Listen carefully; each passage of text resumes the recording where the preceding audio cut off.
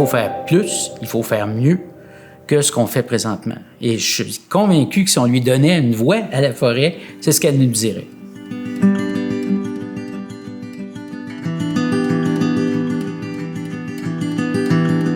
L'étincelle est vraiment partie au secondaire. C'est quand je faisais les cours de biologie au secondaire avec mon professeur à l'époque, Ovid Dany, était un enseignant exceptionnel et très, très actif en sciences naturelles. Moi, j'ai fait mes études à Montréal, dans le nord de la ville. Puis, il y avait un petit boisé à proximité de l'école et on allait dans ce boisé-là faire l'identification des plantes printanières. Ça a été vraiment... ça a été l'étincelle là, qui m'a donné le goût des sciences naturelles. L'objet de la recherche comme telle, on vise à mieux comprendre comment la faune réagit aux changements environnementaux. Et principalement, on parle de l'habitat. Et l'habitat pour la faune, c'est souvent la végétation. Et la question, c'est comment on peut faire en sorte de continuer à aménager, mais de maintenir aussi une partie de la forêt pour les espèces qui y sont associées. Et le gros de ma recherche est vraiment fait là-dessus, sur les forêts âgées et sur l'adaptation des espèces à ces environnements-là et comment on peut préserver tout en maintenant des activités humaines. J'ai été directeur du Centre d'études de la forêt pendant 12 ans.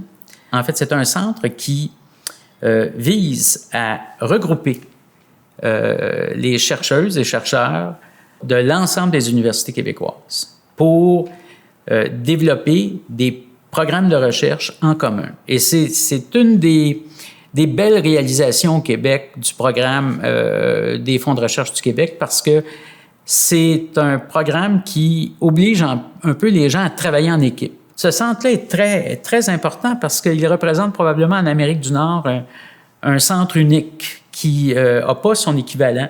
Et c'est une grande fierté pour moi d'avoir été directeur et co-directeur de ce centre-là pendant toutes ces années. Et je pense que ça a fait énormément progresser le savoir sur la forêt, sur les sciences de la forêt. Si la forêt nous parlait, elle nous dirait que nos pratiques d'aménagement ne sont pas suffisantes pour rencontrer les engagements qu'on avait. Quand on a fait la nouvelle loi sur l'aménagement durable du territoire forestier, c'était d'aménager la forêt de façon plus écosystémique. Donc, de respecter les autres valeurs de la forêt que la valeur strictement ligneuse de la forêt. La valeur ligneuse, c'est l'exploitation du bois. Il y a plus à faire au niveau des autres valeurs, dont les engagements que le Québec a rencontrés en matière de conservation de la diversité biologique.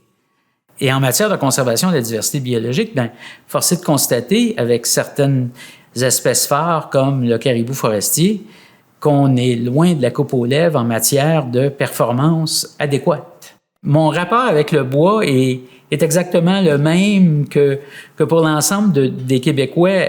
L'idée, c'est pas qu'il ne se fasse plus d'exploitation forestière sur le territoire, mais la forêt a à nous apprendre sur ses mécanismes de résilience. Et c'est ça que les écologues ont développé au fil du temps. On a développé une connaissance beaucoup plus approfondie sur quel est le fonctionnement de la forêt, quels sont ses mécanismes de résilience pour qu'on puisse continuer à l'exploiter, mais aussi, c'est un peu vivre et laisser vivre, là.